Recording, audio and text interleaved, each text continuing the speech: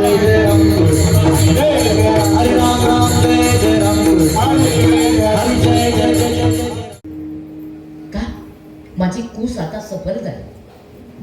माझ्या पुढच्या पिढीचा वारसदार मी इथं तयार करून ठेवला. आता माझं कृतकृत्य झालं. आई जगाच्या पाठीवर मुलाच्या जन्मानं स्त्रीला एवढा आनंद होतो, पण आई मी उलट पाहतोय, मी जन्माला आलो तू तुम्हाला नाराज दिसते. काय करणार म्हणजे बाळा, सांगू कसं तुला? अगं बोल तर, मुलाच्या जन्मानंतर तुला आनंद व्हायला पाहिजे. तू उदास आहेस, तुझ्या उदासीचं कारण तरी सांग. अरे म्हणजे बाळा, तू आता जन्माला आला, तुला कारण काय सांगू? तुला काय कळणार? आई तुला माहित नाही मी कोणत्या तत्वावर आहे? आई तुला माझं विशेष माहित नाही? कोणतं विशेष? म्हणजे आई माझं विशेष आहे सुख करता दुःख हरता वार्ता विघ्नाची नुरवी पुरवी कृपा प्रेम जयाची. बघा आरतीचं हे विशेष आहे रामदास स्वामींच्या.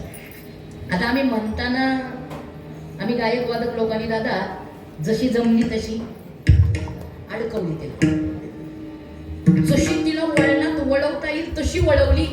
आणि मग आमची म्हणण्याची पद्धत आहे सुख करता दुःख हरता वार्ता विघ्नाची नुरवी पुरवी प्रेम कृपा दयाची सर्वांगी सुंदर कुटिशे नुराची कंठी झळके वाळ मुक्तापणाची जय देव. बस मी काय आरती म्हणायला नाही आले, तुम्ही म्हणली. मी का सांगते? आमची म्हणण्याची पद्धत. सुख करता दुःख हरता वार्ता विघ्नाची इथं थांबतात, कारण ते आमच्या म्हणण्याच्या दृष्टीनं तालात आहे. पण असं जर म्हटलं तर शब्दाचा अर्थाचा अनर्थ होतो महाराज.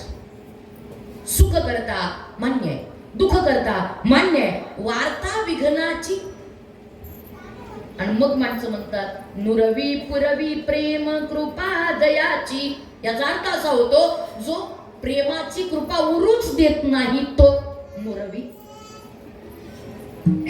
म्हणजे शब्द तुटला की अर्थ वेगळा होतो आणि शब्द जोडला की अर्थ वेगळा होतो. तुम्हाला पटवून देणार माझं कर्तव्य, मी पटवून देणार. बघा आता आताचा काळ वेगळा आहे विष्णुभाऊ. पूर्वीचा काळ, पूर्वीच्या काळात गाड्या नव्हत्या. आज आम्ही दुचाकी चारचाकीने येतो.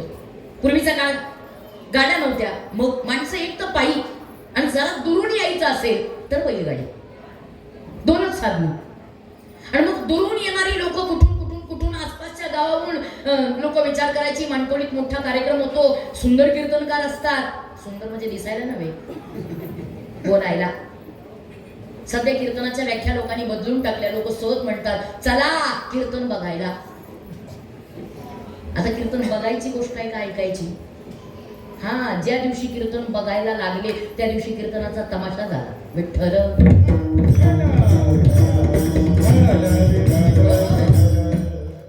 मला काय सांगायचं, शब्द तोडला की वेगळा होतो आणि जोडला की वेगळा. आणि मग लोक लांबून लांबून म्हणायची कीर्तन चांगली आहेत, ऐकायला जाऊयात, मोठे वक्ते आहेत, चांगलं ऐकायला मिळेल. आणि मग लोक लांबून यायचं म्हटलं की पायी शक्य नाही, मग त्यांनी बैलगाड्या करायच्या आणि बैलगाड्या जुंपून मानकवलीत कीर्तनाला यायचं, कीर्तन व्हायचं. कीर्तन झालं, कीर्तन झालं, अजून व्हायचं झालं नाही दादा, मोबाईल ठेवून द्या. कीर्तन झालं म्हणून मग अशी म्हणलं तुमचं जरी लक्ष नसलं तरी माझं आहे ना. मला चालतच नाही मोबाईल, अजिबात चालत नाही कीर्तन. माझी नजर गणपती सारखीच आहे, बारीक. हा, कीर्तन झालं की मग नियोजक आले. एकनाथ दादा त्यांनी आभार मानले सगळ्यांचे. वा म्हटले या कीर्तनाच्या प्रेमापोटी इतक्या दुरून दुरून दुरून दुरून आपण सगळे बैलगाडीने आलात. तुमच्या सगळ्यांचे श्रोत्यांचे आभार. तुम्हालाही बरं वाटलं असेल कारण तुमच्या डोक्यात काही नाहीये. पण हाच शब्द बघा, या कीर्तनाच्या प्रेमापोटी आपण सगळे बैल. कळतंय की तुम्हाला? शब्द तोडला ना की अर्थ वेगळा होतो. अहो पण मला माफ कर, मला असं नव्हतं म्हणायचं. या कीर्तनाच्या प्रेमापोटी आपण सगळे बैलगाडीने आलात, आपले आभार. जोडलाय ना म्हणून काही वाटत नाही. तोडला की या कीर्तनाच्या प्रेमापोटी आपण सगळे बैल गाडीने आला म्हणून तुमचे आभार. तोडला की मात्र अनर्थ आहे, जोडला की मात्र आनंद आहे. तसं हा जो शब्द आहे वार्ता विघ्नाची नुरवी इथं तोडला पाहिजे आणि मग पुरवी प्रेम कृपा जयाची असा तो एकत्र योग्य आहे. जो प्रेमाची कृपा पुरवतो आणि जो विघ्नाची वार्ता उरूच देत नाही त्यांचं नाव गणपती विठ्ठल.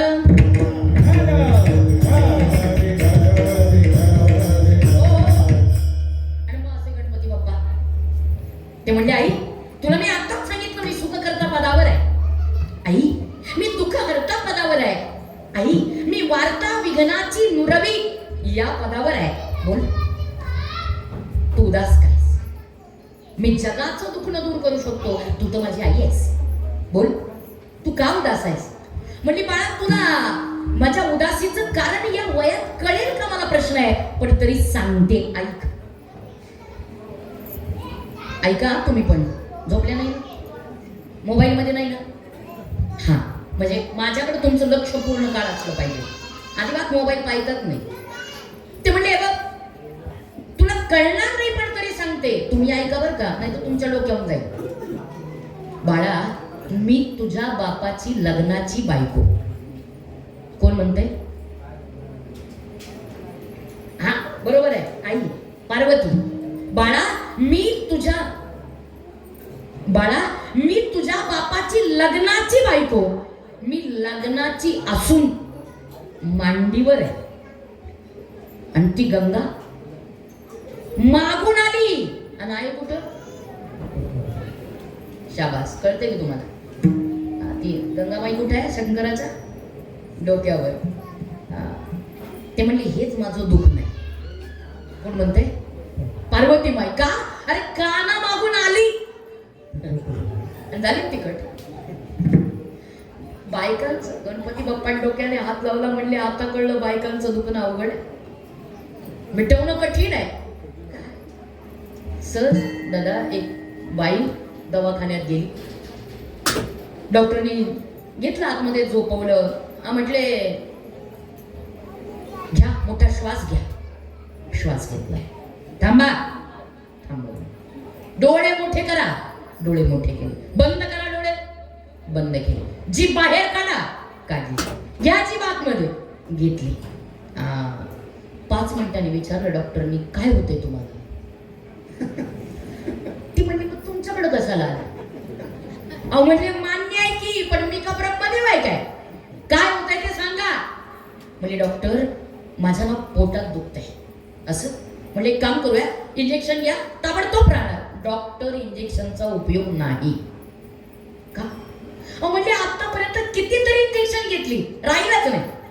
म्हणजे एक काम करूया तुम्हाला इंजेक्शननी फरक नाही म्हणताय मी तुम्हाला पॉवरच्या गोळ्या खायला देतो. गोळ्यांनी फरक पडणार लगेच 5व्या मिनिटाला. डॉक्टर गोळ्यांचा उपयोग नाही. डॉक्टरला करणं डॉक्टर मी आहे का ही बाई? म्हणजे मग गोळ्यांचा का उपयोग नाही? म्हणजे डॉक्टर आतापर्यंत कितीतरी गोळ्या खाल्ल्यात. एक गोळी शिल्लक नाही ठेवली. एवढ्या गोळ्या खाल्ल्यात पोटाच्या राहत नाही. म्हणजे एक काम करूयात मी तुम्हाला सलाईन लावतो आणि सलाईन मधून अगदी जास्त पॉवरचे इंजेक्शन सलाईन मधून सोडतो जेणेकरून त्वरित तुमच्या पोटात राहील. डॉक्टर सलाईनचा उपयोग नाही. डॉक्टरने विचार केला का EMT झाली का काय देऊ जातो?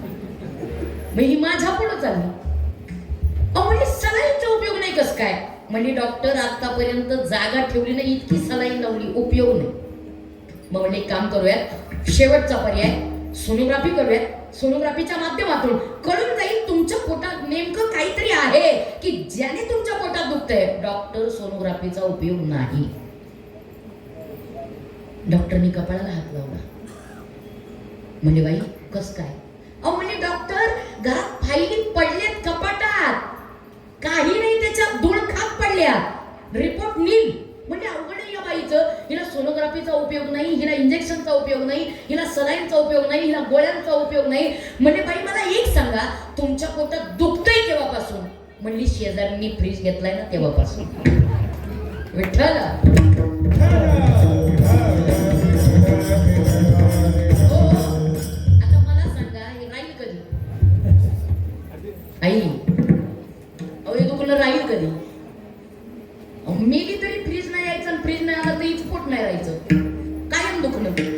म्हणजे कठीण आहे पत्नी आणि बायकांचं दुःख.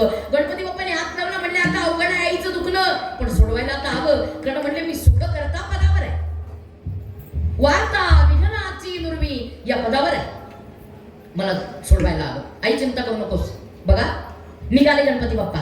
त्यांची आवडती दासी आहे जिनं जन्मापासून गणपती बाप्पाला सांभाळलंय, जिचं नाव आहे जया.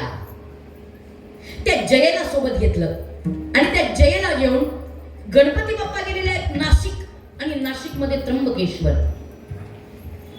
त्या त्र्यंबकेश्वराच्या ब्रह्मगिरी पर्वताच्या मधोमध श्री गौतम मुनींचा आश्रम आहे. आणि त्या गौतम ऋषींच्या आश्रमामध्ये गेलेत आणि गणपती बाप्पांनी सांगितलंय, ऋषीवर्य मला तुमच्या शाळेत ऍडमिशन हवंय. वा, आता यांना गौतम ऋषीला काय माहिती आहे हा बाबा कोण आहे. ऍडमिशन दिलं, झालं. शिष्य म्हणून गणपती बाप्पांचे मिरवायला लागलेले आहेत आणि गौतम ऋषींचे. त्यांचा नियम होता, भल्या पाटे मुलांना उठवायचं. मुलांना उठवलं. पूर्वीचा काळ भारी होता महाराज. पूर्वीच्या काळी लोक सूर्य उगवायच्या आधी उठायची आणि आंघोळ करून सूर्य कधी उगवेल याची वाट पाहायची. ज्यांचे वय झाले त्यांना अनुभव आहे. पूर्वीचा काळ भारी होता. लोक सूर्य उगवायच्या आधी उठायची आणि आंघोळ्या करून सूर्य कधी उगवतोय याची वाट पाहायचा. आता काळ बदलला. कालाय तस्मै नमः. आता सूर्य आधी उगवतो आणि यांची वाट पाहतो, उठले का.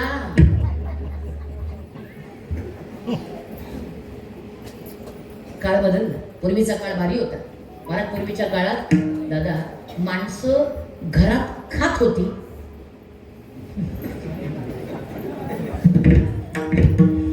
तुम्ही जाणकार आहात हो सगळे माऊली.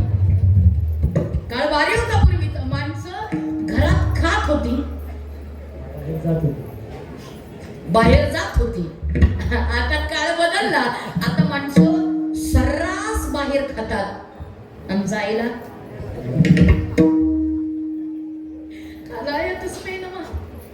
काळ बदलला. पूर्वीचा काळ पहाटे ब्रह्ममुहूर्तावरती विद्यार्थी उठायचे. गौतम ऋषींनी हे विद्यार्थी उठले की त्यांच्या हातावर मुठमुठभर साडी द्यायच्या. आतमध्ये गप्पा नका मारू. आतमध्ये त्यांचं हळदी कुंकू चालू झालं.